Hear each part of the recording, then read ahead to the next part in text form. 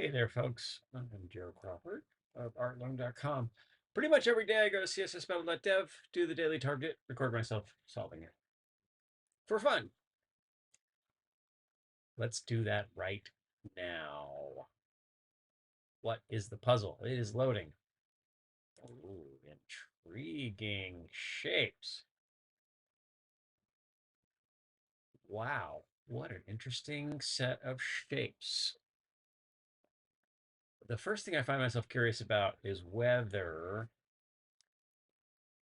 the curve of the circles in the middle exceeds the bounds of the borders. So I'm going to set margins here and see exactly what that means. 3, 4, 4, and it does. 45, 44, 43, 42.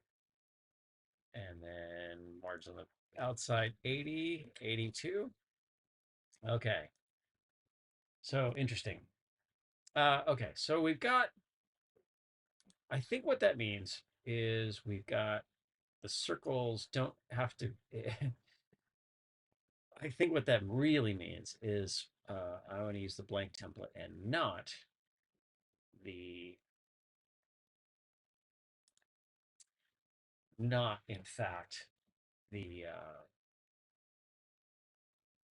nested template. Yeah. Okay. Thinking about an approach, thinking about it for what that's worth. Let's, it's kind of interesting. Is the distance between, so, all right. It's too much thinking. Too much thinking. I'm gonna remove the margins from the body here, and I'm gonna make this circle. Aspect ratio 1, border radius 50%, box shadow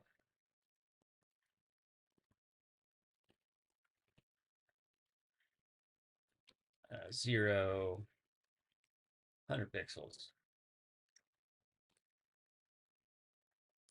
And I guess we need to set a color there, huh? Oh, probably what we won't do color. Uh, oh, and I've got quotes. Somehow I managed to put quotes in there. My computer's a little slow, but we will work through it. Okay, let's do margin 50 auto. All right, so that's how we get a circle. 45. There it is. So that hodgepodge gets us what we want. Let's do inset 1 inch, 1 inch, and then we don't need a background. Um, and yeah, it's a little bit on the goofy side. I was thinking about initially to do well, why don't let's just no. So again, the thing that we learned at the top is that this exceeds the bounds of this. What I was thinking about doing was having using border inline to do these sides, and that's not really what I want to do. So I'm not going to do it. I'm not going to do it. Instead, I'm going to create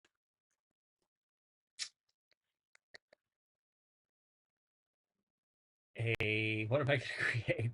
A little bit of analysis paralysis here. How about a linear gradient?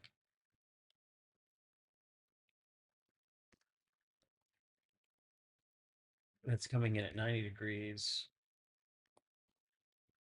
And it's this color for 20 pixels, and then transparent. And then we move it over. Move it, move it, move it. 50, 60, 70, 80, 80, 90. And then the width is 100 pixels. or 200 pixels. There we go. And I guess we need a height, 50%, repeat X, 50, 60, 70, 65, 66. That means it's 200 pixels. And that's how you get those two bars. And then in for a penny, in for a pound. I think that what we've got again is another linear gradient.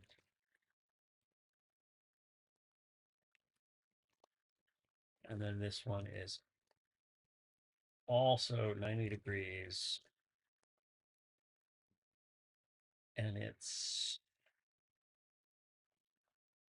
50 pixels wide, transparent, comma. I need a hard stop there. And let's do the same kind of a thing, 90 pixels over, 150 pixels wide. And the height of that one, the height of that one is 20 pixels, and then it's also repeat, repeat, repeat. Typing. Oh, computer is a little slow. So there, that's what kind of what I'm getting at there. So this stop needs to be at 60. And then the width of this needs to be a little wider, 60. And then we need to add the dark color. And this is a way to do this particular, uh, this particular guy. Kind of an oddball. That is 100% match. I'm going to get rid of this aspect ratio 1, right? And then set these margins 1, 20, 30, 40, 41, 42. And that solves that problem. I still need the height. Border radius 50% is fine. Box shadow is fine. It's kind of a goofy solution. So 2 linear gradients constrained using repeat X variations, and they don't repeat. Well, that's great. So, kind of interesting approach. You'll do it some other way because you will come up with some better solution. That's what I came up with today. Thanks for watching. That's 8 minutes of your life if you watched it to the end. Take care of yourself. Take care of each other. Go make a webpage. I'll see you again.